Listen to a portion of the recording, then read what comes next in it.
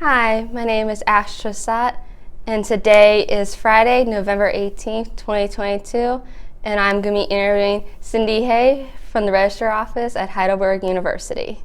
And I was going to ask you a couple of questions. Okay. So my first question is, where did you grow up? If it isn't Seneca County, what brought you here?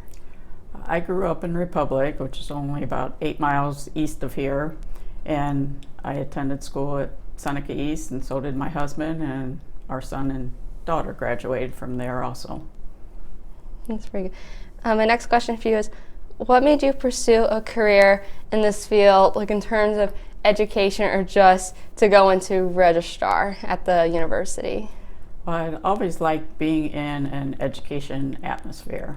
I enjoyed school when I was growing up, and just being able to attend activities and interact with the students. So I knew it was a good fit for me. All right, that sounds pretty cool. How long have you worked in the university administration building? Well, I've been at Heidelberg for 44 years. I started when I was 10. Yeah, not really, but and I've been in the registrar's office for 38 of the 44 years. Oh wow, that's actually pretty exciting to be in there for a very long time. Yes. Did the registrar ever go by a different name, and has it always been the University Hall on campus, or has it been like somewhere else? As long as I've been there, it's always been called the Registrar, and it has been in University Hall, I think pretty much in the same room I'm currently in. Where were you the first couple years at Heidelberg? I started out as the science secretary, so I covered Bareis and what used to be Laird Science Hall, which is now Adams Hall, and I just was the secretary for all the professors in biology, chemistry, physics, mathematics, and then they tried to do a secretarial pool where two of us were selected to be secretaries for different departments around campus, and we would move to those buildings. And that lasted about 3 years, and then the job opened up for assistant registrar, which I went for, and I've been in there ever since and worked my way up to registrar. I just became that in May of this year. Oh wow. Thank you. That sounds really cool. And I feel like it would take some time to be the secretary of all those different majors and everything, all the buildings and everything you just mentioned. Yeah. Can you describe a typical day of being a registrar administrator and how you would prioritize your daily tasks or projects? Well, when I first come in, I start going through my emails to see what needs to be answered or if there's things that I can wait on. And then I work on, well, right now finishing up with registration. I'm making schedule changes now that come in from the departments, so that takes quite a bit of time. And any questions that come in through email or over the phone about class schedule, registration, or graduation, because we're coming up on December graduation. And then whatever's on my desk, I start going through that and also attending meetings. That sounds cool. I do remember coming to registrar, I think last year, to try and graduate without doing my student teaching path because I wanted to get out as a fourth year. And basically I was told, you need to do your student teaching in order to graduate. I was like, whoops, shouldn't have done that. Are there specific federal or state rules or regulation Heidelberg's registrar office has to follow with the students and the alumni records? Yes, it's called FERPA. It's kind of like HIPAA with medical, but with academic institutions, it's FERPA. It's the Family Educational Rights and Privacy Act of 1974. So as soon as the student becomes enrolled at Heidelberg, your record is your record. We cannot share the information with anyone else. Like if you have a parent or a guardian that wants to call in and ask how you're doing, or if they can get in touch with you, unless the student has signed a FERPA release form, we can't release any information to them. And I know it's hard for parents because they're usually paying the bill, but you're you become an adult, and those records are yours right up for eternity. Oh, what happened to the records before FERPA? Are you meaning before you become a student? I'm probably assuming, like how you mentioned, maybe before people, like before we gave like permission out from students to like give that information out to parents and anything like that. Just basically what you would have done with the records before FERPA was even established at the university. Well, I didn't get involved in it while I was the secretary over at the science building. It was there, but it wasn't. It's the registrar's office that enforces it and advises the faculty on how much information they can release. Because on the FERPA release form that the student signs off, they will say what offices can release what information. And I think it's come more apparent because of people wanting to maybe not have the best intentions on locating a student. So we try to protect them as much as we can when they're on our campus. That sounds pretty cool. Keep everything to the student. Don't release anything unless a parent or somebody asks and has to have that permission of the student. Mm-hmm. Going off of that, is there a system used to balance student and staff requests to make sure students can get the required courses on time? I think that goes in hand with the students like registering for classes or just wanting to graduate on time and they're a little bit behind in some ways.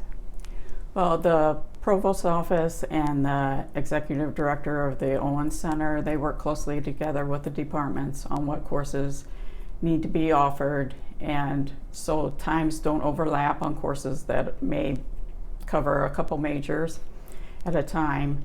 And then after that's released to me and I get it into Banner, the students also go through degree works, which is the process for the students that can look in and see how they're advancing in their degree, and the advisors also have access to the degree works, and it will follow right through the steps with all the requirements, and it's an easy way to track to make sure that you're on track, and if there's an issue then you can discuss that with your advisor to help get it figured out within the 4 years, hopefully.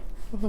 I was going to say, going after this, just like another question with this whole registrar question, with all the make sure students graduate in time, how do you manage the time conflict forms? Because I know that's something that not many of us college students had to deal with, like trying to schedule a class that we need and there's time conflicts. Can you kind of like tell us how you deal with that and how you work around the classes with the students in terms of that?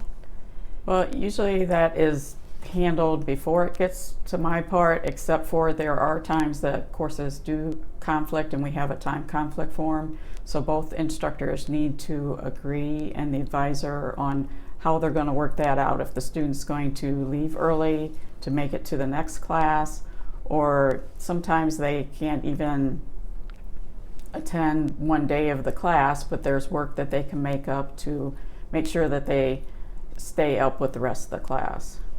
That actually makes sense of that. I actually had to do that at some time this year before I made the transition from education to what I'm doing now with journalism here at the library. Mm-hmm. What is Banner?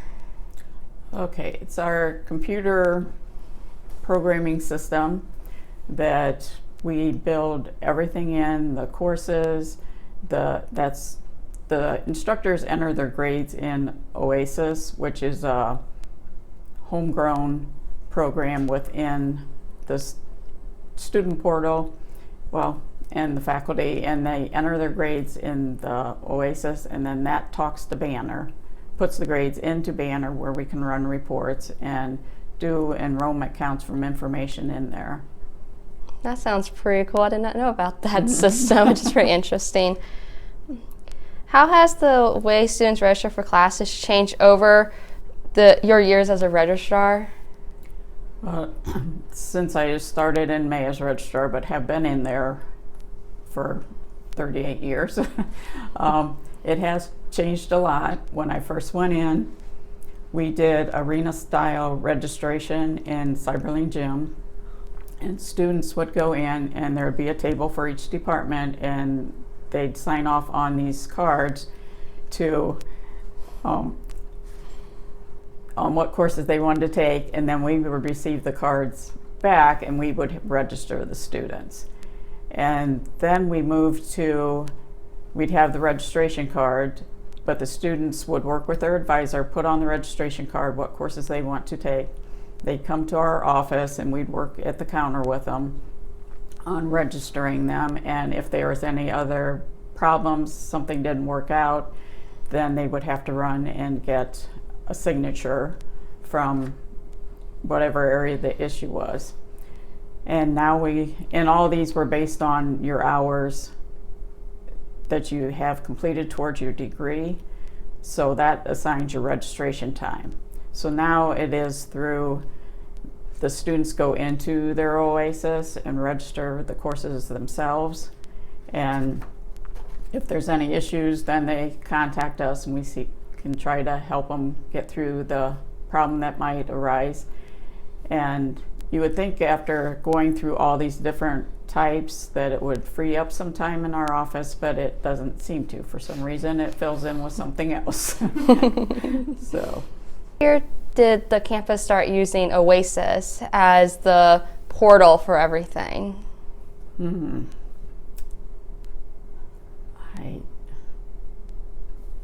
I'm going to have to guess here. It was, let's see, we became Heidelberg University in January 2009. So I'm thinking around 2012, possibly, but I'm not real sure on that. That's all right. We can always guess on that. I was going to ask, it seems like kind of hard to like schedule all the classes that way with students going into the gym and like having to mark the cards and picking their classes. So I am going back to 2018 when I came in as a freshman. Who decided what classes we had to take? Was that through you guys, or was that just through like a different department at the school? Can you explain how that all happened, like how everyone got assigned their classes freshman year, because we didn't know how to use OASIS or DegreeWorks? Okay, they started doing that over in the Owens Center for Learning and Teaching, and they kind of do that to help the students get a good start on what courses they need and to take the stress off of the students. And then after that first semester, then the advisors take over and help the students get registered and kind of explain the system to them and show them DegreeWorks, and so that they can follow along by themselves too on how they are working towards completing their degree. That's interesting.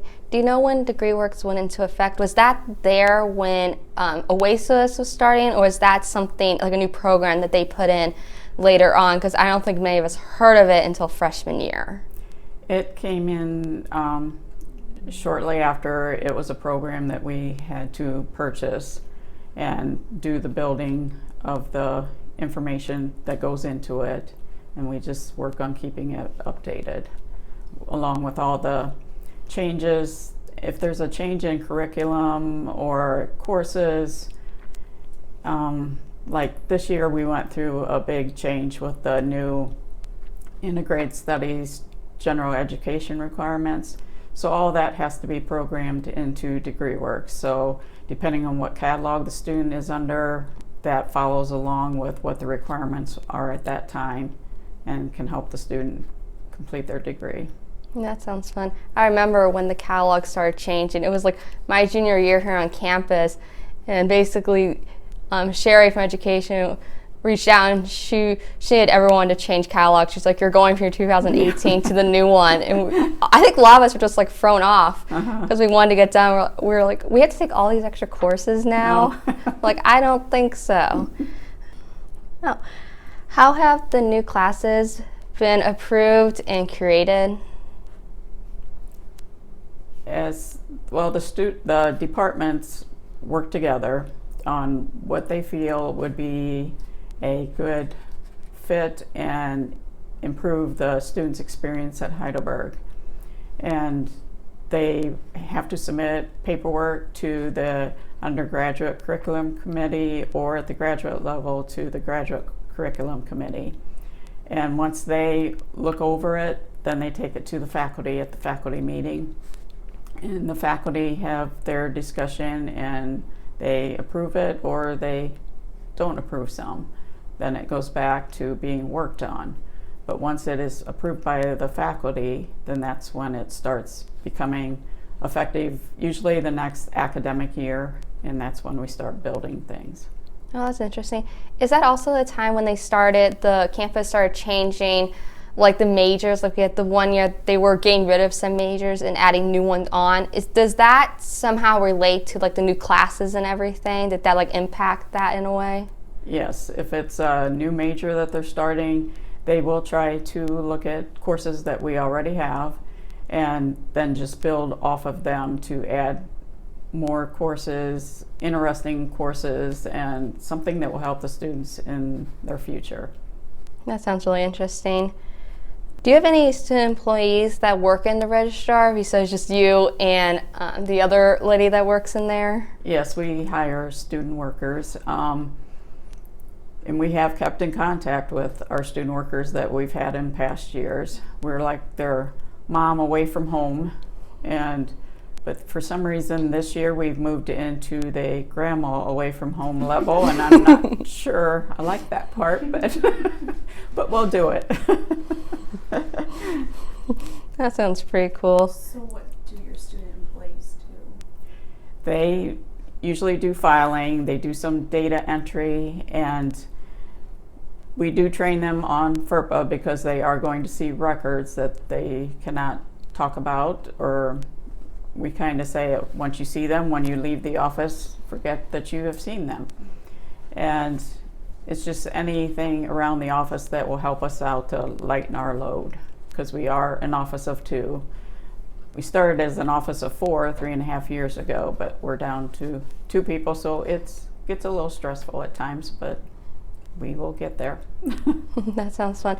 Do you have a favorite like student moment or anything, like any student that came through the Registrar or worked at Registrar throughout the years that you kind of like they stuck out the most?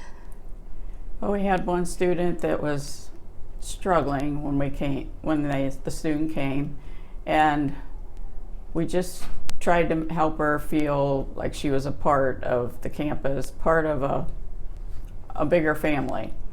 And that helped her to stay there right through graduation because she decided that was a good fit and that's where she wanted to be. And we were happy when she graduated that she had accomplished that. That's kind of nice. You helping out students when they have trouble or just needing to find a reason to stay at Heidelberg for all 4 years. Right. What do you enjoy most about working in the field of education? Working with the students and seeing them reach their goals and be able to graduate with a degree that they maybe didn't want when they first started, but decided that there was a change that was going to fit them better. And also working with the staff and faculty and attending activities and performances. That sounds like a lot of fun. I didn't realize that students could change majors multiple times throughout the year and still graduate within like their 4-year time span. How did you guys manage to get them through that after changing majors so many times? Because I don't even know how they would balance it all. Well, sometimes it can be a challenge. Sometimes we have had to say, okay, you're changing to this major. There's a lot more you're going to have to do. Are you willing to stay and put in the work for that?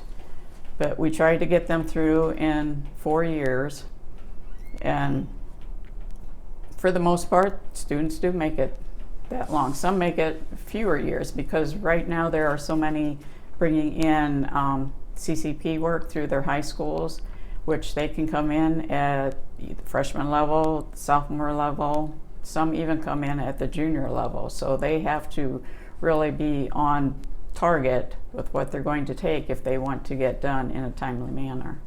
That seems interesting. What's been the most rewarding part of working as the registrar at Heidelberg University? My son did come to Heidelberg after he received his associate's degree, and seeing him walk across the stage was a proud moment. And commencement is my favorite time of the year, because you're seeing all these students accomplish this, and just seeing the procession down Greenfield Street going to Cyberling Gym or to the stadium is just an awesome sight. It really is. Having parents and staff watch the students and their kids graduating, because they know they've accomplished college, it's time to move on, or they're going to continue and go on and get their master's Right. at the same university, which is kind of neat. So the other question that goes in hand with the awarding part, what has been the most challenging experience being a registrar person? It probably came during COVID, when we had to close the college down. Everybody had to go home, and we continue with our courses online. We are not generally an online campus. We like to be in person and have that connection with the students, and some students thrive better in person than they do online. So having to do that and rework the schedule and communicate by email with the students and faculty and staff, because not all the staff were on campus at that time either. That took a lot of work. It also taught us that we can do online classes. And so we are doing a few more of those, and kind of trying to find an equal balance between what is best for the student and what will help the instructors too, by teaching online classes or in-person classes. Do you think that Heidelberg, like I know right now they're in in-person classes right now, do you think that at some point they're going to go into the hybrid again, where it's in-person and online, in case something does happen again, like not really COVID, but another pandemic would come into effect? I think they still like to be more in person. We do offer some courses hybrid, part seated, part online, and that works with the courses that are offered that way. But I think we are going to stay mostly in-person campus. During the summer, we are mostly online. But during the fall and spring semesters, I think we will stay a mixture. That'll be interesting, just to stay a mixture and not have students be like, I want to be online, or I just want to be in person because I want to get through. Because in my experience, it's like you want to be in person to get through your college experience and go through classes, rather than being online and miss out on so much. Right. And then what has been your most memorable moment as a registrar? Well, again, it's the commencement. Seeing the students graduate, and also my son graduate. 5 minutes left. I guess I can ask you, what are you doing for Thanksgiving break this year? Because that is coming up and everything. Just going a little off topic here. That's all right. Well, I have 2 family dinners I have to give, one for my side of the family on Thanksgiving and one for my husband's side of the family on Sunday. But I probably will do a little bit of work just to try and catch up, but I will never be caught up, but I will attempt. Yeah. Does Registrar do anything for like holidays? Like I know some, like Parkhurst, I know it does the Thanksgiving dinner. Certain clubs do things, same as Greek Life, they'll do like the Greek giving and everything, just to have like a last minute bonding thing before the next semester. So do you guys do anything as an office, like in terms of the holidays together?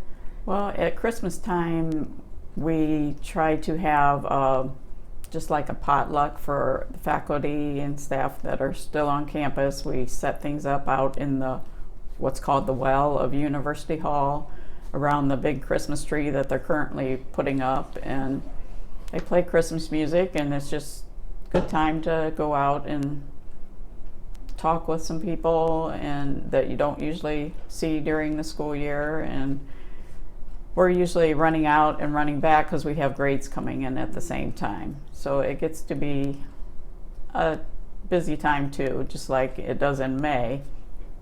But we enjoy in May, the commencement, even though we're busy bringing grades in, we print our own diplomas, and doing the processing of who's going to actually graduate with their degree, and also who graduates with Latin honors. What's the Latin honors degree? What is that? Because I've never even heard of. I think I've heard of the honors degree, but I don't think I've heard of the Latin honors degree being on campus. Okay, the Latin honors is if you graduate with a 3.5, you receive cum laude. If you graduate with 3.7, you graduate with magna cum laude, and then someone that has a cumulative GPA of a 3.9, they will graduate summa cum laude. And they get a medal at graduation. And the honors program, that's its own separate program, and the students have different requirements to go through the honors program, but they also will graduate with and have a medal assigned to them. We have 2 minutes left. So that was actually kind of cool to hear about getting how everyone got their degree and having the different honors, like the degree and everything. So the ones that get on the Lat honors degree, do they also end up like on the dean's list and everything? Because I know that's like a big thing that people love getting on, is being on that dean's list and like showing it off, being like, I got on the dean's list for college. Yes, some of them through their years of school will be on the dean's list. And it's just as long as they have a cumulative GPA, that's what decides what Latin honors they receive, 3.5 or above. The dean's list is based on their semester GPA at that semester, and that's a 3.5 or above. Oh, that's really interesting. Thank you again for being here, for allowing us to interview you and getting to know a little bit more about you as a registrar at Heidelberg University. And I hope you have a wonderful Thanksgiving break coming up. You too.